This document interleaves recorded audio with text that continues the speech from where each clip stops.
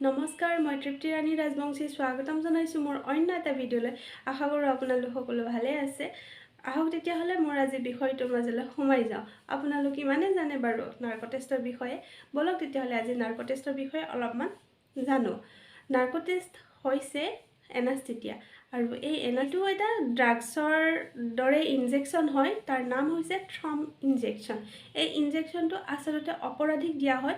যিসকল অপৰাধীয়ে ছাতিৰ বা মাষ্টাৰ মাইণ্ড হয়, তেওঁলোকক যেতিয়া অপৰাধীজনে মানে নৰ্মেল অৱস্থাত থাকে তেতিয়া সিহঁতে সঁচা কথাবোৰ নকয়।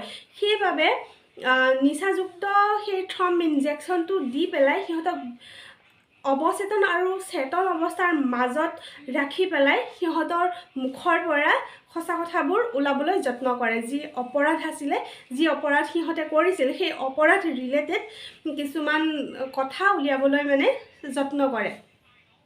প্ৰচেছ থাকে। অপৰাধীজনৰ ট্ৰিটমেণ্ট কৰা হয়। যদি তেওঁ দুৰ্বল থাকে তেতিয়াহ'লে ট্ৰিটমেণ্ট কৰা হয়, আৰু যেতিয়া শেষত গম পাব যে তেওঁ প্ৰিপেয়াৰ হৈ গৈছে নাৰ্কো টেষ্টৰ বাবে, তেতিয়া এটা প্ৰক্ৰিয়াৰ মাজেৰে নাৰ্কো টেষ্ট কৰা হয়। আৰু নাৰ্কো টেষ্ট কৰাৰ সময়ত কেৱল ডক্তৰেই নাথাকে, তাতে থাকে মনোৰোগ বিশেষজ্ঞ, এডভকেট থাকে,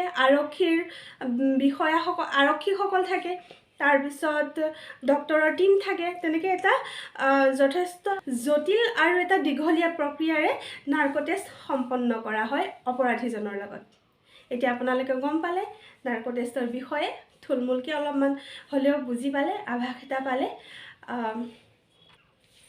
ভিডিঅ'টো মই ইমানতে শেষ কৰিলোঁ। আপুনি যদি মোৰ ভিডিঅ'টো ফেচবুকত চাই আছে তেতিয়াহ'লে মোৰ পেজটো ফ'ল' কৰি দিব, আৰু যদি ইউটিউবত চাই আছে তেতিয়াহ'লে চেনেলটো ছাবস্ক্ৰাইব কৰি ল'ব। লগতে থকা বেল আইকনটো টিপিবলৈ নাপাহৰিব, আৰু লাইক, কমেণ্ট, শ্বেয়াৰ কৰি দিব। জয় হিন্দ, জয় আই অসম।